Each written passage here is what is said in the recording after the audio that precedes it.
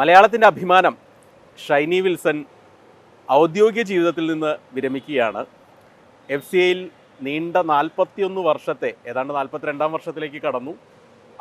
ഔദ്യോഗിക ജീവിതത്തിന് ശേഷമാണ് അവർ പടിയിറങ്ങുന്നത്. ഏതായാലും ഒളിമ്പ്യൻ ഷൈനി വിൽസൺ തന്നെ നമ്മോടൊപ്പം ചേരുന്നു. ഏതായാലും എല്ലാവിധ ആശംസകളും. എന്താ തോന്നുന്നത് ഇപ്പോൾ ചെന്നൈയോട് വിട പറയുകയാണ്? ഒരു ഔദ്യോഗിക ജീവിതത്തിൽ 41 വർഷം എന്നൊക്കെ പറയുമ്പോൾ നിസ്സാരമല്ല. എന്താ ശരിക്കും തോന്നുന്നത്? എന്താ 41 വർഷം സർവീസ് എനിക്ക് തോന്നുന്നു FCAയുടെ ആദ്യത്തെ ആളാണെന്ന് എനിക്ക് തോന്നുന്നു. എനിക്കറിയില്ല. എന്നാലും 41 വർഷം ഓഫീസേഴ്സിൻ്റെ എന്തായാലും ഞാൻ തന്നെയാണ്. വേറെ ആരും ഇത്രയും വർഷം 41 വർഷം 41 വർഷം കഴിഞ്ഞു. ഇപ്പം 2 മാസത്തോടെ 41 വർഷം 2 മാസം അതൊരു വലിയ അതാണ്. വളരെ സന്തോഷം. ഇത്രയും വർഷം ജോലി ചെയ്യാൻ പറ്റി. പിന്നെ നമ്മൾ പറയുകയാണെങ്കിൽ കൂടുതലും സ്പോർട്സിലായിരുന്നു. ആ സമയത്ത് 84 ജോയിൻ ചെയ്തത്. FCAയിൽ 84 മാർച്ചിലാണ്. ചെന്നൈയിൽ വന്നിട്ട് ഇപ്പോൾ എത്ര വർഷമായി? ചെന്നൈ വന്നിട്ട് 33 വർഷം കഴിഞ്ഞു. മലയാളി ചെന്നൈക്കാരി ട്രിവാൻഡ്രത്തായിരുന്നു ആദ്യമേ ജോലി ചെയ്ത്. അത് കഴിഞ്ഞപ്പം വിൽസൺ ഇങ്ങോട്ട് ട്രാൻസ്ഫർ ആയപ്പം ഇങ്ങോട്ട് പോകുന്നു. പിന്നെ ഇവിടെ ഇഷ്ടമായി. ചെന്നൈയിൽ ഒത്തിരി ഇഷ്ടമായി. ഈ സാധാരണ നമ്മൾ ഈ ഒരു റിട്ടയർമെന്റ് കഴിഞ്ഞ ആളുകൾ ചോദിക്കുക ഇനി എന്താ ഭാവി പരിപാടി. ഇപ്പൊ പല കായിക താരങ്ങളും മാഡത്തിന് ഒരുപാട് ഈ പറഞ്ഞ ജോലി തിരക്കുകളുണ്ടായിരുന്നു. ഇനി ഒരു പുതുതലമുറയെ വാർത്തെടുക്കാനുള്ള എന്തെങ്കിലും ഐഡിയ ഉണ്ടോ മനസ്സിലൊക്കെ?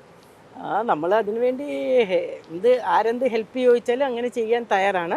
പക്ഷെ ഞാനിപ്പം ഇവിടെ തമിഴ്നാട് അത്ലറ്റിക് അസോസിയേഷൻ്റെ വൈസ് പ്രസിഡൻ്റാണ്. അതുപോലെ തന്നെ ഇപ്പം സായി സ്പോർട്സ് അതോറിറ്റി ഓഫ് ഇന്ത്യയുടെ ഗവർണിംഗ് ബോഡി മെമ്പറാണ്. ഇപ്പോൾ എക്സ്പോർട്ട് കമ്മിറ്റി എന്നും പറഞ്ഞിപ്പോൾ ഒരു പുതിയ കമ്മിറ്റി ഉണ്ട്. പിന്നെ ഏഷ്യൻ അത്ലറ്റിക് കമ്മീഷൻ എന്നും പറഞ്ഞാൽ അതൊരു ഏഷ്യൻ ലെവലിൽ അതൊരു പോസ്റ്റാണ്. പിന്നെ അപ്പോൾ അങ്ങനെയുള്ള സ്പോർട്സിൻ്റെ കാര്യങ്ങളൊക്കെ പിന്നെ നമ്മളിപ്പോൾ എല്ലാ സ്പോർട്സ് മീറ്റ് ഇപ്പം അതിൻ്റെ അകത്ത് പറഞ്ഞിരിക്കുന്ന ഇപ്പം പുതിയ കമ്മിറ്റിയിലെ എല്ലാ മീറ്റുകൾ കാണാൻ പോകണം അങ്ങനെയൊക്കെയാണ് പറഞ്ഞിരിക്കുന്നത്. അപ്പം അതിൽ തന്നെ തിരക്കായിരിക്കും. റിട്ടയർ ചെയ്താലും സ്പോർട്സിൻ്റെ കാര്യങ്ങളായിട്ട് തിരക്കായിരിക്കും. ഭർത്താവും സ്പോർട്സ് താരമാണ്. അതെ അതെ അതെ. അപ്പോൾ നമുക്ക് വേണമെങ്കിൽ ഒരു അക്കാഡമി സെറ്റാക്കാൻ വലിയ പാടണല്ലോ. പ്രത്യേകിച്ച് സ്വിമ്മിങ് ആണ്. ഹസ്ബൻഡ് സ്വിമ്മിങ് ആണ്. പുള്ളിയായാലും ഇപ്പം റിട്ടയർ ചെയ്തിട്ട് ഇപ്പം കേരള ടീമിൻ്റെ നാഷണൽ ഗെയിംസിൻ്റെ കോച്ചൊക്കെ ആയിട്ട് പോയായിരുന്നു. അങ്ങനെ ഒരു അക്കാദമിയൊക്കെ നമ്മുടെ ഭാവി പദ്ധതിയിലോ സ്വപ്നത്തിലോ ഉണ്ടോ? അതോ നോക്കണം. എങ്ങനെയാണെന്ന് അറിയത്തില്ല. ഇത്രയും വർഷമായില്ലേ, വയസ്സായി തുടങ്ങിയില്ലേ, വയസ്സായില്ല. ഇപ്പം നമ്മളൊരു പഴയ തലമുറ നോക്കുകയാണ്, പ്രത്യേകിച്ച് ഒരു പബ്ലിക്കിനെ നോക്കുകയാണ്, ഇപ്പോൾ PT ഉഷ, ഷൈനി വിൽസൺ, മേഴ്സി കുട്ടൻ, അങ്ങനെ ഒരു തലമുറ എങ്ങനെയുണ്ട്. ഒടുവിൽ നമുക്ക് തോന്നുന്നു മനസ്സിൽ കൂടുതൽ തങ്ങി നിൽക്കുന്നത് അവസാനത്തെ ഒരു കണ്ണീർ പ്രീജ ശ്രീധരൻ വരുന്നു, ടിൻഡു ലൂക്കോ വരുന്നു. അങ്ങനെ ഒരു തലമുറ എനിക്ക് തോന്നുന്നു ഇന്ത്യൻ അത്ലറ്റിക്സ് ഭരിച്ചിരുന്ന കേരളമാണെന്നൊക്കെ നമുക്ക് പറയാവുന്ന തരത്തിലായിരുന്നു. പക്ഷെ ഇന്ന് അങ്ങനെ ഒരു കുറവ് ശരിക്കും ഫീൽ ചെയ്യുന്നുണ്ടോ നമുക്ക്? നമ്മുടെ ടൈമിൽ ഞാനും ഉഷയൊക്കെ 10-18 വർഷം ചെയ്തു. അത് കഴിഞ്ഞ് അഞ്ചു വന്നു, പ്രീജ വന്നു, ബീനാമോള്, അങ്ങനെ മേഴ്സിക്കോട്ട്, അങ്ങനെ ഒത്തിരി അത്ലറ്റ്സ്. ഇപ്പോൾ ലേറ്റസ്റ്റ് ശ്രീശങ്കർ, അങ്ങനെ ഒത്തിരി അത്ലറ്റ്സ് നമ്മുടെ വരുന്നുണ്ട്. എങ്കിൽ പോലെ നമ്മുടെ ടൈമിൽ മലയാളികൾ നാഷണൽ ക്യാമ്പിൽ ഞങ്ങളൊക്കെ പട്യാലയിൽ 82 ഏഷ്യൻ ഗെയിംസിൻ്റെ ക്യാമ്പിൽ നോക്കുമ്പോൾ ഒരു 90% മലയാളീസായിരുന്നു. ഒരു 10% ബാക്കിയുള്ള കുട്ടികളുണ്ടായിരുന്നു. പക്ഷേ ഇപ്പോൾ അത് കാണുന്നില്ല. നമുക്ക് കഴിഞ്ഞ ഞാൻ ഗുജറാത്തിൽ നടന്ന നാഷണൽ ഗെയിംസ് കാണാൻ പോയപ്പോൾ ഞങ്ങളെപ്പോഴും 4x400 മീറ്റർ റിലേ, ഞാൻ, ഉഷ, വത്സമ്മ, ചിലപ്പോൾ സാറാമ്മയായിരിക്കും, അല്ലെങ്കിൽ മേഴ്സി ആയിരിക്കും, അങ്ങനെ മാറി മാറി എപ്പോഴും കേരള ടീമിൻ്റെ കൂടെ ഇങ്ങനെ, അല്ലെ പത്മിനി തോമസ് ആയിരിക്കും. അങ്ങനെ ഞങ്ങളെപ്പോഴും ഇങ്ങനെ ബീനാമോള്, അങ്ങനെ റിലേയിൽ എപ്പോഴും നമ്മൾ ഒരു 100 മീറ്ററോളം ഫ്രണ്ടിൽ, അറ്റ്ലീസ്റ്റ് 80 മീറ്ററോളം ഫ്രണ്ടിലായിരിക്കും, ലീഡോടെ ആയിരിക്കും കേരള ടീം ഫിനിഷ് ചെയ്യുന്നത്. അപ്പോൾ ഇപ്പോൾ അത് കാണുമ്പോൾ അവർ 4th 5th ഒക്കെ വരുന്ന കാണുമ്പോൾ നമുക്ക് സങ്കടം തോന്നുന്നു. എന്താ എന്നെ ശരിക്കും ഒരു കാരണമായിട്ട് മാഡത്തിന് തോന്നുന്നത്? എന്താ ശരിക്കും പിന്തുണ ഇല്ലാത്തതാണോ? ഇല്ല, നമ്മുടെ പിള്ളേർ, കാരണം ഇപ്പം ഒത്തിരി പ്രൈവറ്റ് ആയിട്ട് അക്കാഡമിയും കാര്യങ്ങളും ഒക്കെ വരുന്നുണ്ട്. ഒത്തിരി അക്കാഡമി, കാരണം നമുക്ക് ഇപ്പം സ്റ്റേഡിയംസ് ഒക്കെ ആയാലും പണ്ടത്തെ രീതിയിലല്ല. ഞങ്ങളൊക്കെ ഒരു ട്രെയിനിങ് ചെയ്യണമെങ്കിൽ, സെൻട്രേറ്റ് ട്രാക്ക് ട്രെയിനിങ് ചെയ്യണമെങ്കിൽ ബാംഗ്ലൂരോ പട്യാലയോ പോകണം, ഡൽഹിയിലോ, അങ്ങനെയായിരുന്നു. പക്ഷേ ഇപ്പോൾ അങ്ങനെയല്ല. എല്ലാ സ്ഥലങ്ങളിലും, ഇപ്പം ചെന്നൈയിലായാലും കേരളത്തിലായാലും ഒത്തിരി സ്ഥലങ്ങളിൽ സെൻട്രേറ്റ് ട്രാക്കും കാര്യങ്ങളും ഒക്കെ ഉണ്ട്. പാലായിൽ വരുന്നുണ്ട്. നമുക്ക് അവിടെ പോയാലും നമുക്ക് വീട്ടിൽ പോകുവാണെങ്കിൽ തന്നെ ചെയ്യാൻ പറ്റും. അങ്ങനെ കാര്യങ്ങൾ, എല്ലാ ഫെസിലിറ്റീസൊക്കെ ഇമ്പ്രൂവ് ചെയ്തിട്ടുണ്ട്. എന്താണെന്ന് അറിയത്തില്ല. ഇപ്പോൾ പേരൻസ് കുട്ടികളെ വിടാത്തതാണോ എന്താണെന്ന് അറിയത്തില്ല. പക്ഷേ ഒത്തിരി അക്കാഡമി കേരളത്തിൽ പണ്ടത്തെ രീതിയിലല്ലോ. സ്കൂളിൽ ഫിസിക്കൽ എഡ്യൂക്കേഷൻ ടീച്ചേഴ്സൊക്കെ ഒത്തിരി സ്കൂൾ ഗെയിംസിലൊക്കെ നന്നായിട്ട് വരുന്നുണ്ട് പിള്ളേർ. പക്ഷേ എന്താണോ അതിൻ്റെ എന്നറിയില്ല. ഒരു പക്ഷേ ഈ തൊഴിലവസരം കുറയുന്നൊക്കെ ഒരു ഘടകമായിരിക്കും ഇതിൽ, അങ്ങനെ തോന്നുന്നു. പ്രത്യേകിച്ച് ഇപ്പോൾ നമ്മൾ ഈ മെഡൽ നേടിയ ആൾക്കാർ വരെ മറ്റേ സമരിക്കുന്ന ഒരു അവസ്ഥയിലേക്കൊക്കെ പോയിരുന്നല്ലോ ഇടയ്ക്ക്. അതാ പണ്ട് അങ്ങനെയല്ലായിരുന്നു കേട്ടോ. ജോലിക്ക് നമ്മളൊക്കെ ഞാനൊക്കെ പഠിച്ചുകൊണ്ടിരിക്കുന്ന സമയത്ത് തന്നെ റെയിൽവേ വിളിച്ചു, ഞാൻ FCI ജോയിൻ ചെയ്തു, ഇന്ത്യൻ ഓയിൽ വിളിച്ചു, ബാങ്കിൽ വിളിച്ചു, അങ്ങനെ ഒത്തിരി സ്ഥലങ്ങൾ നമുക്ക് ഓഫർ വന്നായിരുന്നു. അപ്പം ഇവൻ കേരള പോലീസ് തന്നെ നമ്മൾ ആ സമയത്ത് DYSP ആരുമില്ല, MK ജോസഫ് സാറായിരുന്നു അന്ന് DGP. അപ്പോൾ സാറേ എന്നെ വിളിച്ചിട്ട് DYSP പോസ്റ്റ് തരാം, CM പറഞ്ഞു, കരുണാകരൻ സാർ പറഞ്ഞു. അപ്പോൾ ആ ടൈമിൽ അങ്ങനെ സ്പോർട്സുകാർക്ക് ഒത്തിരി സ്പോർട്സ് കോട്ട അപ്പോയിൻമെൻറ്റേ ഒത്തിരി ഉണ്ടായിരുന്നു കേരള പോലീസിലൊക്കെ. അപ്പം നമ്മൾ പിന്നെ ലേഡീസിന് അത്ര നല്ലതല്ലല്ലോ എന്ന് ഓർത്ത്, പോലീസ് നല്ലതല്ലോ എന്ന് പറഞ്ഞ് FCI ജോയിൻ ചെയ്തു. ഇപ്പം അതില്ലാത്തതാണോ, അവസരം കുറഞ്ഞതാണോ ഒരു പക്ഷേ കൂടുതൽ ആളുകൾ ഇതിലേക്ക് അങ്ങനെ വരാത്തത്? കുറച്ച് കുറവുണ്ട്. പക്ഷേ പേരൻസ് ഒന്നും പണ്ടത്തെ പോലെ സ്പോർട്സിൽ വിടുന്നില്ല എന്നാണ് എനിക്ക് തോന്നുന്നത്. അങ്ങനെ പണ്ടെന്ന് പറഞ്ഞാൽ 5-8 പിള്ളേരൊക്കെ ഓരോരുത്തർക്കുണ്ട്. ഇപ്പം അങ്ങനെ 1-2 പിള്ളേരേ ഉള്ളൂ. അതിൻ്റെയും വ്യത്യാസമുണ്ട്. പക്ഷെ ബാക്കിയുള്ള സ്റ്റേറ്റുകൾ ഒത്തിരി ഇമ്പ്രൂവ് ആയി. പിന്നെ ഹരിയാന, ഈവൻ തമിഴ്നാടായാലും നന്നായിട്ട് ചെയ്യുന്നുണ്ട്. നാഷണൽ ലെവലിലൊക്കെ ജൂനിയേഴ്സൊക്കെ നോക്കുമ്പോൾ നന്നായിട്ട് തമിഴ്നാട് ചെയ്യുന്നുണ്ട്. അപ്പം ബാക്കിയുള്ള അത് തമിഴ്നാട്ടിൽ നോക്കുകയാണെങ്കിൽ ഈ 1 കോടി രൂപ, 1,20,00,000 രൂപയൊക്കെയാണ് അടുത്ത ഒളിമ്പിക്സ് വരെ അവർക്ക് ട്രെയിനിങ് എബ്രോഡിൽ പോയി ട്രെയിനിങ് ചെയ്യാൻ കൊടുക്കുന്നത്. ഒരുമാതിരി ഫെസിലിറ്റീസ്, അതുപോലെ ഒത്തിരി ഫെസിലിറ്റീസ് ഉണ്ട്. നാഷണൽ ഗെയിംസ് അത് വെച്ചത് കേരളത്തിൽ കുറവാണ്. കേരളത്തിൽ ഇല്ല എന്നല്ല, എന്നാലും ആ സ്കോളർഷിപ്പ് സ്കീമൊക്കെ വളരെ കുറവാണ്. കാരണം ഇവർ നാഷണൽ ലെവൽ അത്ലറ്റ്സിനൊക്കെ 2 ലക്ഷം രൂപയൊക്കെ കൊടുക്കുന്നുണ്ട്. ഞങ്ങൾ FCI തന്നെ ഒരു ഇൻ്റർനാഷണൽ അത്ലറ്റ്സ് ആണെങ്കിൽ പെർ മന്ത് സ്റ്റുഡൻസിന് 20,000 രൂപ കൊടുക്കുന്നുണ്ട്. നാഷണൽ ലെവൽ അത്ലറ്റ്സിന് 15,000 രൂപ. അങ്ങനെ FCI തന്നെ സ്കോളർഷിപ്പ് സ്റ്റുഡൻസിന് കൊടുക്കുന്നുണ്ട്. FCI തന്നെയല്ല, ഒത്തിരി ഡിപ്പാർട്ട്മെൻറ്റുകൾ അങ്ങനെ കൊടുക്കുന്നുണ്ട്. പണ്ടത്തെ ടൈമിലൊന്നും ഇങ്ങനെ സ്കോളർഷിപ്പും കാര്യങ്ങളും നമ്മുടെ ടൈമിലൊന്നും ഒന്നും ഇല്ലായിരുന്നു. പക്ഷേ ഇപ്പോൾ അങ്ങനെ എല്ലാം കൊടുക്കുന്ന എല്ലാ ഫെസിലിറ്റീസ് ഉണ്ട്. ഈവൻ JSW അങ്ങനെ അതുപോലെ പ്രൈവറ്റായിട്ട് ഒത്തിരി സ്പോൺസർ ചെയ്യുന്നുണ്ട്. അപ്പം പിള്ളേർ വരണം വന്ന് എനിക്ക് തോന്നുന്നത് ഇനി വരുമെന്ന് എനിക്ക് തോന്നുന്നു. കാരണം ഇപ്പോൾ കുറച്ചുകൂടെ നമ്മുടെ ആരോഗ്യമൊക്കെ ആൾക്കാർ ശ്രദ്ധിക്കാൻ തുടങ്ങി. പണ്ടത്തെ രീതിയല്ല. ഇപ്പം നിറയെ മാരത്തോണും അതുപോലെ സൈക്കിൾ റാലി അങ്ങനെയുള്ള കാര്യങ്ങളൊക്കെ ഒത്തിരി അടുത്ത് നടക്കുന്നുണ്ട്. ശരിക്കും എന്താ നമുക്കിപ്പോൾ ഒരു നോക്കുകയാണെങ്കിൽ ഈ ഒരു എക്സ്പീരിയൻസ് ഒക്കെ നോക്കിക്കഴിഞ്ഞാൽ കായിക കേരളത്തിൻ്റെ പ്രത്യേകിച്ച് അത്ലറ്റിക്സ് ഇനങ്ങളിൽ എന്താ ശരിക്കും ഒരു ഭാവിയായിട്ട് ഫീൽ ചെയ്യുന്നത്? അല്ലെങ്കിൽ നമുക്ക് അതിനെ എങ്ങനെ ഇമ്പ്രൂവ് ചെയ്യാം, കൂടുതൽ ആളുകളെ ഇതിലേക്ക് കൊണ്ടുവരാൻ തോന്നുന്നു? നമ്മളൊക്കെ സമയത്തൊക്കെ നാഷണൽ ക്യാമ്പിലും അങ്ങനെയൊക്കെ ആയിരുന്നു കൂടുതലും. അപ്പം കുട്ടികൾക്ക് അതല്ല, ഇത് തല്ലിപ്പഴിപ്പിക്കാൻ പറ്റത്തില്ല. പിള്ളേരെ വിചാരിക്കുക സ്പോർട്സ് എന്ന് പറഞ്ഞാൽ വെരി ഈസിയാണ്. ഒത്തിരി കിലോമീറ്ററുകൾ പ്രാക്ടീസ് ചെയ്യണം, അങ്ങനെ ടെക്നിക്ക്. ഇപ്പം അങ്ങനെ ഞങ്ങളുടെ ടൈമിലൊക്കെ കുറേ 10-20 കിലോമീറ്റർ ഓടിക്കുമായിരുന്നു. ഇപ്പം അങ്ങനെയല്ല, ടെക്നിക്കൽ രീതിയിലും അങ്ങനെയൊക്കെ ഒത്തിരി വ്യത്യാസങ്ങളുണ്ട്. ട്രെയിനിങ്ങും ഇപ്പോൾ സയൻറ്റിഫിക്കായിട്ടും ഒക്കെ ഒത്തിരി ട്രെയിനിങ്ങും ഒത്തിരി വ്യത്യാസങ്ങൾ വന്നിട്ടുണ്ട്. അപ്പം പിള്ളേർ സ്പോർട്സിലോട്ട് വരണം, അതാണ് പറയാനുള്ളത്. അല്ല, അതിനു വേണ്ടി നമുക്ക് എന്ത് ചെയ്യാൻ പറ്റും? പ്രത്യേകിച്ച് ഇപ്പോൾ സർക്കാർ തലത്തിലോ ഗവൺമെൻറ് കേരള ഗവൺമെൻറ് കുറച്ചും കൂടെ എൻകറേജ്മെൻറ്റ് കൊടുക്കണം. കേരളത്തിൽ ഇപ്പോൾ കുറവാണ്. പണ്ട് അങ്ങനെയല്ലായിരുന്നു. നമ്മുടെ കേരളമാണ് പ്രൈസ് മണി സ്റ്റാർട്ട് ചെയ്ത് എല്ലാം കേരളമാണ് തുടങ്ങി വെച്ചത്. നമ്മുടെ ടൈമിലൊക്കെ ചോദിക്കുമായിരുന്നു, കേരളത്തിൽ നിന്ന് വന്ന് നിങ്ങൾ എന്താ ഇത്ര പ്രത്യേകതയെന്ന് ആ സമയത്ത് ചോദിക്കും. നിങ്ങൾ എന്ത് ചെയ്തിട്ട് ഇങ്ങനെ വരുന്നേ, നിങ്ങൾ കോക്കനട്ട് കഴിച്ചിട്ടാണോ, അങ്ങനെയാണോ ഇങ്ങനെയാണോ എന്നൊക്കെ ചോദിക്കും. ഒത്തിരി പേര് നമ്മളോട് ചോദിക്കുക, എന്നോടൊക്കെ ചോദിക്കാറുണ്ടായിരുന്നു. അപ്പോൾ നിങ്ങൾ ഷൈനി ഉഷയൊക്കെ ഇങ്ങനെ വരുന്നതിൻ്റെ കാരണം എന്നാ ഒത്തിരി പേര് ചോദിക്കാറുണ്ട്. പക്ഷെ നമ്മൾ പറയും ഞങ്ങൾ നല്ല ഹാർഡ് വർക്ക് ചെയ്യാറുണ്ട്, നമ്മുടെ പേരൻസ് ഞങ്ങൾ എൻകറേജ് ചെയ്യുന്നുണ്ട്. അങ്ങനെ പിന്നെ ആ സമയത്ത് ഗവൺമെൻറ് നന്നായിട്ട് എൻകറേജ് ചെയ്യുന്നുണ്ടായിരുന്നു. പ്രൈസ് മണി സ്റ്റാർട്ട് ചെയ്തു നമ്മൾ 86 ഏഷ്യൻ ഗെയിംസ് അങ്ങനെ ആ സമയത്താണ് തുടങ്ങിയത്. ഇപ്പം നാഷണൽ ഗെയിംസിനൊക്കെ ആയാലും ഒത്തിരി പ്രൈസ് മണിയൊക്കെ കൊടുക്കുന്നു. ഏഷ്യൻ ഗെയിംസിൽ മെഡൽ നേടിയപ്പോൾ ഉമ്മൻചാണ്ടി സാറ് വീട്ടിൽ വന്ന് അനുമോദിച്ചു എന്നൊക്കെ കേട്ടിട്ടുണ്ട്. ഇല്ല, ഉമ്മൻചാണ്ടി സാർ എൻ്റെ കല്യാണത്തിന് വന്നായിരുന്നു. ഇല്ല, അന്നുള്ള എല്ലാവരും അങ്ങനെയായിരുന്നു. എല്ലാവരും തന്നെ ഈ രാഷ്ട്രീയക്കാരൊക്കെ ആണെങ്കിൽ അന്ന് ആ സമയത്ത് നമ്മൾ 84 ഒളിമ്പിക്സിനും 86 ഏഷ്യൻ ഗെയിംസിനും അങ്ങനെയൊക്കെ നമ്മൾ പിന്നെ ലേഡീസാണല്ലോ ആ സമയത്ത് വരുന്നത്. ഞാനും ഉഷയായാലും വത്സമ്മ ഞങ്ങളെല്ലാവരും റിലേ ടീമിൽ പിന്നെ ഒളിമ്പിക്സിനായാലും ഇന്ത്യൻ ഹിസ്റ്ററിയിൽ ഫൈനൽ വരുന്നു. അതുപോലെ തന്നെ 86 ഏഷ്യൻ ഗെയിംസിനായാലും first time India team gold medal വാങ്ങുന്നു. അപ്പോൾ അതിൽ 3 മലയാളിയാണ്, ഞാൻ, ഉഷ, വത്സമ്മ, 3 പേര്. അപ്പോൾ അതൊരു ഗ്രേറ്റ് അല്ലേ. പിന്നെ ഒളിമ്പിക്സിലായാലും ഫസ്റ്റ് 84 ഒളിമ്പിക്സിൽ ഫസ്റ്റിൽ സെമി ഫൈനലിൽ ഓടുന്ന ആദ്യത്തെ ഇന്ത്യൻ വനിത അന്നൊരു ബഹുമതി എനിക്ക് നേടാൻ സാധിച്ചു. അത് കഴിഞ്ഞാണ് ഉഷ സെമിയിൽ വന്നത്, ഫൈനലിൽ വന്നത്. അപ്പം അതൊക്കെ ഒരു അനുഗ്രഹമാണ്. ആ ബോണ്ടൊക്കെ ഇപ്പോഴും നിലനിൽക്കുന്നുണ്ടോ? അന്നത്തെ ഈ പറഞ്ഞ താരങ്ങളൊക്കെ ആയിട്ടുള്ള ഒരു ബോണ്ട് തീർച്ചയായിട്ടും എല്ലാവരും സംസാരിക്കാറുണ്ട്. വത്സമയായാലും ഉഷയോടും ഉഷ തിരക്കാണല്ലോ ഇപ്പം MB ആയതുകൊണ്ട് വല്ലപ്പോഴും ഒക്കെ സംസാരിക്കാറുണ്ട്. അത്രയേ ഉള്ളൂ. ആകെ ഇപ്പോൾ നമ്മുടെ നാട്ടിലെ കാര്യം നോക്കിയാലേ ഈ പറഞ്ഞ അത്ലറ്റുകൾക്കായാലും പൊതുവിൽ സ്പോർട്സ് താരങ്ങൾക്ക് പല വാഗ്ദാനങ്ങളും കൊടുക്കാറുണ്ട്. പലതും അൺഫോർച്ചുനേറ്റ്ലി നടപ്പാവാറില്ല.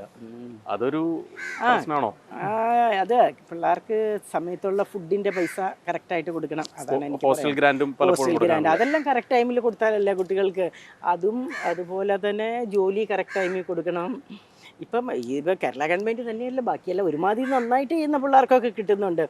ഈവൻ ഇന്ത്യ റെപ്രസെൻ്റ് ചെയ്യുന്ന പിള്ളേർക്കൊക്കെ ഇപ്പോൾ FCA തന്നെയല്ല, എല്ലാ റെയിൽവേ എപ്പോഴും എടുക്കുന്നുണ്ട്, പിന്നെ കസ്റ്റംസ് എടുക്കുന്നുണ്ട്, സെൻട്രൽ എക്സൈസ് അങ്ങനെയുള്ള ഡിപ്പാർട്ട്മെൻറ്റിൽ, ഇൻകം ടാക്സ് അങ്ങനെയുള്ള ഡിപ്പാർട്ട്മെൻറ്റിലൊക്കെ ഇപ്പോൾ എപ്പോഴും തന്നെ എടുക്കുന്നുണ്ട്. സ്പോർട്സ് കോട്ട അപ്പോയിൻമെൻ്റ് ഉണ്ട്. എങ്ങനെയാ, ചെന്നൈയിൽ തന്നെ തുടരുമോ അതോ നാട്ടിലേക്കുള്ള? ഞാൻ ചെന്നൈയിൽ കാരണം ചെന്നൈയിൽ ഇപ്പോൾ ഒത്തിരി ഇഷ്ടമായി. ഇവിടെ നിന്ന് ഒരു രാത്രി കയറി അങ്ങോട്ട് പോകാൻ പറ്റും. പക്ഷെ എന്നാലും നമ്മുടെ റിലേഷൻസും എല്ലാവരും നാട്ടിലുള്ളതുകൊണ്ട് എറണാകുളത്ത് പോയി സെറ്റിൽ ആകണമെന്നാണ് ആഗ്രഹം. എങ്ങനെയാണെന്ന് അറിയത്തില്ല, ദൈവത്തിൻ്റെ പോലെ ഇരിക്കും. കായിക താരം എന്നുള്ള നിലയിൽ FC നൽകിയ ഒരു പിന്തുണ എത്രത്തോളം? തീർച്ചയായിട്ടും നമ്മൾ എന്നാ പറയുന്നത്, നമുക്ക് കാരണം ഈ അന്നത്തെ കാലത്തൊന്നും അധികം പ്രൈസ് മണിയും കാര്യങ്ങളൊന്നും ഇല്ലല്ലോ. നമുക്ക് ജോലിയുള്ളതുകൊണ്ട് നമുക്ക് ഈവൻ സ്പോർട്സിൻ്റെ കിറ്റ്സ് കാര്യങ്ങൾക്കൊക്കെ ഭയങ്കര എക്സ്പെൻസീവാണ്. അപ്പോൾ FCAയിൽ നിന്ന് നമുക്ക് സാലറി കിട്ടുന്നുണ്ട്. അതല്ല ചില സമയത്ത് നമ്മുടെ ക്യാമ്പ് കഴിഞ്ഞ് തിരിച്ചു വരുമ്പോൾ ചിലപ്പോൾ വലിയ അരിയർ അങ്ങനെയൊക്കെയുള്ള കാര്യങ്ങളൊക്കെ FCAയിൽ നിന്ന് വരുമ്പോൾ നമുക്ക് ഇഷ്ടംപോലെ നല്ല ഫുഡ് കഴിക്കാനും അങ്ങനെയുള്ള പൈസയൊക്കെ ആ സമയത്ത് FCAയിൽ. കാരണം FCAയിൽ എനിക്ക് തുടക്കം മുതലേ നല്ല എൻകറേജ്മെൻ്റ് ആയിരുന്നു. അവിടെയുള്ള എല്ലാവരും തന്നെ സീനിയർ ഓഫീസേഴ്സും ഒക്കെ എല്ലാവരും തന്നെ തീർച്ചയായിട്ടും. ആകെ ഒരാൾ മാത്രമാണ് മോശമായിട്ട്, ബാക്കി എല്ലാവരും നല്ല രീതിയിലാണ്. ഈവൻ ചെയർമാൻ മുതൽ അങ്ങനെ CMD അങ്ങനെ എല്ലാം നല്ല രീതിയിലാണ് FCA എനിക്ക് എൻകറേജ്മെൻറ്റ് തന്നുകൊണ്ടിരിക്കുന്നത്. FCAയിൽ ഇപ്പോൾ എങ്ങനെയാണ് നമ്മുടെ ഒരു കായിക അന്തരീക്ഷം? ഒരുപാട് സ്പോർട്സുകാരുണ്ട്. സ്പോർട്സുകാരുണ്ട്. കാരണം ഓൾറെഡി കർണം മല്ലേശ്ശേരി പിന്നെ നമ്മുടെ ഒളിമ്പിക്സിന് ഫസ്റ്റ് മെഡലിസ്റ്റ് ആണല്ലോ വെയ്റ്റ് ലിഫ്റ്റിങ്ങിൽ. ഞാനാണ് മല്ലേശ്ശേരി FCAയിൽ കൊണ്ടുപോയി ആദ്യമേ സ്കോളർഷിപ്പ് കൊടുത്ത് നമ്മൾ ഉള്ള ഓഫീസർമാരെല്ലാം ഇൻട്രൊഡ്യൂസ് ചെയ്ത് കൊടുത്ത് അങ്ങനെ FCAയിൽ ജോലി കൊടുക്കണം അങ്ങനെയൊക്കെ പറഞ്ഞ് ആദ്യമേ ഇതാക്കിയത് ഞാനാണ്, എൻകറേജ് ചെയ്ത് വിട്ടത് ഞാനാണ്. ഞാൻ തന്നെ ഓഫീസിലോട്ട് ഞങ്ങളുടെ ഡൽഹി ഓഫീസിൽ കൊണ്ടുപോയി എല്ലാവരെയും പരിചയപ്പെടുത്തി ആദ്യമേ സ്കോളർഷിപ്പ് കൊടുത്തു. അത് കഴിഞ്ഞ് ജോലി അപ്ലൈ ചെയ്തു. അതുപോലെ തന്നെ ഒത്തിരി സ്പോർട്സുകാർക്ക് ഈവൻ ബിജിമോള്, ഷാൻഡിമോൾ ഇപ്പോൾ 400 റിലേ ഏഷ്യൻ ഗെയിംസിന് മെഡലിസ്റ്റാണ്. ഈവൻ അത് കഴിഞ്ഞ് ഞാനപ്പോൾ പിന്നെ ബിജിമോള്, ശ്രീശങ്കറിൻ്റെ അമ്മ, അതുപോലെ ആശ ആൻ്റണി, ശ്രീകല, ബിന്ദു ഗ്രേസ്, അങ്ങനെ ആണുങ്ങളായാലും ബിജു തോമസ്, ബിജു സിബിരാജ്, അങ്ങനെ കുറേ ശ്യാംകുമാർ DGM ആയിട്ട് FCAയിലുണ്ട്. അങ്ങനെ ഒത്തിരി സ്പോർട്സുകാർ FCAയിൽ, ജോളി ജെയിംസ്, അവരെല്ലാം ഇൻ്റർനാഷണൽ അത്ലറ്റ്സ് ആയിരുന്നു. ഒത്തിരി സ്പോർട്സുകാർ നമ്മുടെ ആ സമയത്ത് റെയിൽവേയിൽ എപ്പോഴും റെയിൽവേ ഫസ്റ്റ് വരുമ്പോൾ നമ്മൾ FCA സെക്കൻഡ് ആയിരുന്നു നാഷണൽ മീറ്റിന്. പബ്ലിക് സെക്ടർ മീറ്റിന് നമ്മളെപ്പോഴും PSC എപ്പോഴും നമ്മൾ ഫസ്റ്റ് വരാറുണ്ട്. അങ്ങനെ അത് ഇപ്പോഴും ആ ഒരു അന്തരീക്ഷത്തിന് മാറ്റം ഇല്ല. ഇപ്പം അത്ലറ്റിക്സിലെല്ലാം അപ്പോയിൻമെൻ്റ് എല്ലാം കുറഞ്ഞു, മൊത്തത്തിൽ അപ്പോയിൻമെൻ്റ് എല്ലാം കുറഞ്ഞു. സെൻട്രൽ ഗവൺമെന്റിലും സ്റ്റേറ്റ് ഗവൺമെന്റിലും അത് കുറഞ്ഞു. നമ്മുടെ ആ ടൈമിലൊക്കെ ഒത്തിരി അപ്പോയിൻമെൻറ്റ് കൂടുതലുണ്ടായിരുന്നു. ഇപ്പം അങ്ങനെ ഇല്ല, കുറവാണ്. ഇപ്പം തിരിച്ചും അത് വന്നുകൊണ്ടിരിക്കുകയാണ്. ഗവൺമെൻറ് ഇപ്പം സ്പോർട്സ് കോട്ട അപ്പോയിൻമെൻറ്റ് ഇപ്പം FCA തന്നെ എടുക്കാൻ പോവുക എന്ന് പറഞ്ഞിട്ടുണ്ട്. ഇപ്പം അതെല്ലാം പ്രോസസ്സ് നടന്നുകൊണ്ടിരിക്കുകയാണ്. ഇപ്പം കുറേ പേരെ 10-21 പേരെ എടുക്കാൻ പോകുന്നു ഇപ്പം FCA തന്നെ. ഇപ്പം കഴിഞ്ഞ മീറ്റിങ്ങിൽ ഞങ്ങളെല്ലാം അതിന് മുമ്പുള്ള മീറ്റിങ്ങിലും സംസാരിച്ച് അതിൻ്റെ ഇത് നടന്നുകൊണ്ടിരിക്കുകയാണ്. മിക്കവാറും 3-4 മാസത്തിനുള്ളിൽ അപ്പോയിൻമെൻറ്റ് ആകും. നമ്മുടെ കായിക താരങ്ങളെല്ലാം കേൾക്കേണ്ട ഒരു കാര്യമാണ്, ശ്രദ്ധിക്കേണ്ട ഒരു കാര്യമാണ്. എന്താ വെച്ചാൽ കൂടുതൽ ആളുകൾക്ക് അവസരം വരുന്നുണ്ട്, അതിനൊരു ഭാഗമാക്കാൻ സാധിച്ചു. അതുകൊണ്ടുണ്ട് തീർച്ചയായിട്ടും നമ്മൾ അതിനുവേണ്ടി എപ്പോഴും ഫൈറ്റ് ചെയ്യാറുണ്ടോ. ഇങ്ങനെ അപ്പോയിൻമെൻറ്റ് കൊടുക്കണം, സ്പോർട്സ് ആൾക്കാർക്ക് ഇതൊരു പെർസെൻറ്റേജ് കൊടുക്കണമെന്ന് പറഞ്ഞ് ഞാൻ എപ്പോഴും മീറ്റിങ്ങിലെല്ലാം പോകുമ്പോൾ എപ്പോഴും ഫൈറ്റ് ചെയ്യാറുണ്ട്. അതും അവർ മാക്സിമം ട്രൈ ചെയ്യുന്നുണ്ട്. കാരണം ഓഫീസിൽ അവരിപ്പം ഇല്ല എല്ലാവരും സപ്പോർട്ടുണ്ട്. സ്പോർട്സിന് എപ്പോഴും നമ്മൾ ഓൾ ഇന്ത്യ മീറ്റിലെല്ലാം ഓൾ പബ്ലിക് സെക്ടറിനൊക്കെ ക്രിക്കറ്റും ഹോക്കിയും ഫുട്ബോളും ഒക്കെ നന്നായിട്ട് ചെയ്യുന്നുണ്ട്. അത്ലറ്റിക് മാത്രമേ കുറച്ച് കുറവുള്ളൂ. അപ്പോൾ എല്ലാ സോണിലും ആൾക്കാർ കുറച്ച് സ്കോളർഷിപ്പ് പിള്ളേരെയും വെച്ചിട്ട് അങ്ങനെ കളിക്കുന്നുണ്ട്. ക്രിക്കറ്റ് അതിപ്രസരം ഇതിനെ ബാധിക്കുന്നുണ്ടോ? ശരി, ഈ ക്രിക്കറ്റിനൊക്കെ കിട്ടുന്ന ഒരു അറ്റൻഷൻ കിട്ടുന്നില്ല, അത് നമുക്കില്ല, fund അതില്ല, കിട്ടുന്നില്ല. അത് ശരിയാ. ക്രിക്കറ്റ് കിട്ടുന്ന പോലെ എങ്ങും വേറെയുള്ള ഗെയിമിനില്ലല്ലോ. അതൊരു പ്രശ്നമാണ്. അത് കുറച്ചുണ്ട്, എന്നാലും പിന്നെ എല്ലാ ഗെയിമും അല്ലേ, അത് ഓരോരുത്തരുടെ ഇഷ്ടം. ഇപ്പോൾ കേരളത്തിലെ നമ്മൾ പൊതുവിൽ ഈ കായിക ഇനങ്ങളെ പ്രൊമോട്ട് ചെയ്യാനായിട്ട് ഇപ്പോൾ സർക്കാർ പറയുന്നൊരു സാധനം മെസ്സിനെ കൊണ്ടൊന്ന് കളിപ്പിക്കാൻ പോകുന്നു. അതൊക്കെ ഒരു വലിയൊരു ചെലവിലേക്ക് പോകുന്ന കാര്യമാണ്. ആ പൈസ ഇവിടുത്തെ കുട്ടികൾക്ക് പരിശീലനത്തിന് കൊടുത്തിരുന്നെങ്കിൽ നന്നായിരിക്കും. അതാ എനിക്കും പറയാനുള്ളത്. പിള്ളേർക്ക് അതിനുള്ള ആ എമൗണ്ട് കുട്ടികളുടെ പിന്നെ ഫുഡിനും കാര്യങ്ങൾക്കും എക്യുപ്മെൻറ്റ്സ് എന്ന് പറഞ്ഞാൽ സ്പൈക്സ്, ഷൂസ് അങ്ങനെയുള്ള കാര്യങ്ങൾക്കൊക്കെ കൊടുത്താൽ ശരിക്കും സ്പോർട്സ് ഇമ്പ്രൂവ് ചെയ്ത് കളി കാണണമെങ്കിൽ ടി വി കണ്ടുകൂടെ. മെസ്സി വന്നുകൊണ്ട് കേരളത്തിലെ കായിക രംഗം മെച്ചപ്പെടുന്നതാണോ? അത് എനിക്ക് തോന്നുന്നില്ല. ഈ കുട്ടികൾ വിളിക്കാറുണ്ട് ഇവരെ ഈ ഒരു ബുദ്ധിമുട്ടുകളൊക്കെ പറഞ്ഞിട്ട്, ഇപ്പോൾ മുൻതാരം മുൻഗാമി എന്നുള്ള നിലയിൽ കുട്ടികൾ അവരുടെ ബുദ്ധിമുട്ടുകളൊക്കെ അറിയിക്കാറുണ്ടോ? ശരി, അങ്ങനെ ഇല്ല ആരെങ്കിലും ഇങ്ങനെ ബാക്കിയുള്ള പത്രക്കാരും അങ്ങനെയുള്ളവരൊക്കെ പറഞ്ഞേ ഉള്ളൂ. അല്ലാണ്ട് കുട്ടികളൊന്നും അങ്ങനെ ഡയറക്റ്റായിട്ട് വിളിക്കാറില്ല. ഈ ഇപ്പൊ തിരിഞ്ഞു നോക്കുമ്പോൾ 84 തൊട്ട് ഇന്റർനാഷണൽ ലെവലിലുണ്ട്, 96 വരെ, 96 വരെ. 82-ൽ 81-ൽ ഞാൻ ഇന്ത്യ റെപ്രസെൻറ്റ് ചെയ്യാൻ ഫസ്റ്റ് ഞാനും ഉഷയങ്ങളുടെ വേൾഡ് ഇൻഡോർ ഗെയിംസ് 81-ൽ അത് കൊറിയ വെച്ചിട്ടായിരുന്നു ഫസ്റ്റ് ടൈം. അങ്ങനെ അവിടെ നിന്ന് തുടങ്ങി. പിന്നെ അതിനു മുമ്പ് ഇന്ത്യയിൽ തന്നെ ഒരു മീറ്റ് ഉണ്ടായിരുന്നു, 5 ഇൻ്റർനാഷണൽ മീറ്റ്, 5 കൺട്രി, റഷ്യ മുതൽ അങ്ങനെ പൂന, ലുധിയാന, ഹിസാർ. ആ ടൈമിൽ നമ്മൾ ഗോൾഡ് വന്നു. അതൊക്കെ അപ്പോൾ ആ ഒരു എക്സ്പീരിയൻസ് എങ്ങനെയാണ് നമുക്ക് ഒരു അന്ന് മുതൽ, കാരണം അന്ന് ഞാൻ ജൂനിയർ ആണെങ്കിലും സീനിയർ ലെവലിൽ നമ്മൾ ഫസ്റ്റ് വരുമായിരുന്നു 800 മീറ്റർ. അപ്പം നമുക്ക് അതൊരു സന്തോഷമായിരുന്നു. നമ്മൾ അണ്ടർ 14 അണ്ടർ 16-ലായിരുന്നിട്ടും നമുക്ക് സീനിയർ ലെവലിൽ പങ്കെടുത്ത് നമുക്ക് മെഡൽ വാങ്ങാം. ഒളിമ്പിക്സ് ഓർമ്മ എന്താ ശരിക്കും തോന്നുന്നു? ഒളിമ്പിക്സ് എന്ന് പറഞ്ഞാൽ 4 ഒളിമ്പിക്സ് ചെയ്യുന്ന ആദ്യത്തെ ഇന്ത്യൻ വനിത. അങ്ങനെ ഒരു ബഹുമതി എനിക്ക് കിട്ടിയത് ഭയങ്കര സന്തോഷമുണ്ട്.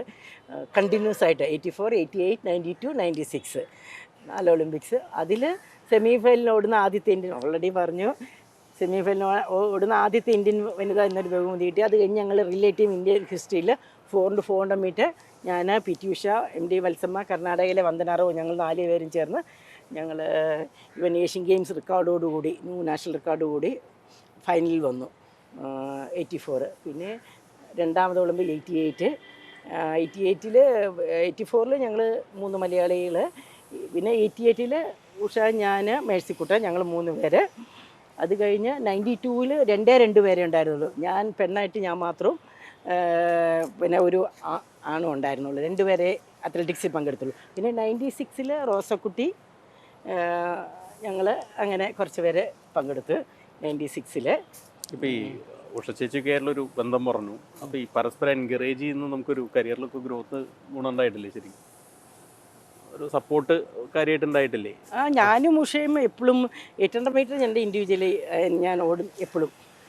പിന്നെ 400 എപ്പോഴും ഏഷ്യൻ ഗെയിംസിന് ഉഷ ഫസ്റ്റ് വരുവാണെങ്കിൽ ഞാൻ സെക്കൻഡ്, അങ്ങനെയായിരുന്നു. ഏഷ്യൻ ഗെയിംസ് ആയാലും ഏഷ്യൻ ചാമ്പ്യൻഷിപ്പ് കുറേ വർഷങ്ങൾ. പിന്നെ അത് ഞങ്ങൾക്ക് 2 പേർക്കും പിള്ളേരൊക്കെ ഉണ്ടായി കഴിഞ്ഞപ്പം ഞാൻ തന്നെ 400 ഫസ്റ്റ് വരുമായിരുന്നു. എന്തായാലും ഉഷ ഒരു ഒളിമ്പിക് അസോസിയേഷൻ പ്രസിഡന്റ് ആയാലും സന്തോഷമുണ്ട്. ഒരു സ്പോർട്സ് ആള് നമ്മുടെ ഇതിൽ വന്ന് വളരെ സന്തോഷം. ഏതായാലും ഒളിമ്പ്യൻ ഷൈനി വിൽസൺ ഔദ്യോഗിക ജീവിതത്തിൽ നിന്ന് പടിയിറങ്ങിയാണ്. പക്ഷേ പുതുതലമുറയൊക്കെ വാർത്തെടുക്കാനുള്ള എല്ലാ കമ്മിറ്റികളിലും, പ്രത്യേകിച്ച് ഇപ്പോൾ നമ്മൾ ഒളിമ്പിക്സ് ലക്ഷ്യമിട്ട് വലിയ പദ്ധതികൾ കേന്ദ്ര സർക്കാർ, കേന്ദ്ര കായിക മന്ത്രാലയം നടപ്പാക്കുന്നൊരു കാലമാണ്. അതിൻ്റെയൊക്കെ ഭാഗമായിട്ട് ഷൈനി വിൽസൺ ഉണ്ട്. അതായത് ഔദ്യോഗിക ജീവിതത്തിൽ നിന്നിറങ്ങിയാലും സ്പോർട്സിൻ്റെ ലോകത്ത് അവർ തുടർച്ചയായിട്ട് ഉണ്ടാകും എന്ന് തന്നെയാണ് പറയുന്നത്. ചെന്നൈയിൽ നിന്നും വിനോദ് മൊറാഴയ്ക്കൊപ്പം KB ശ്രീധരൻ, മാതൃഭൂമി ന്യൂസ്.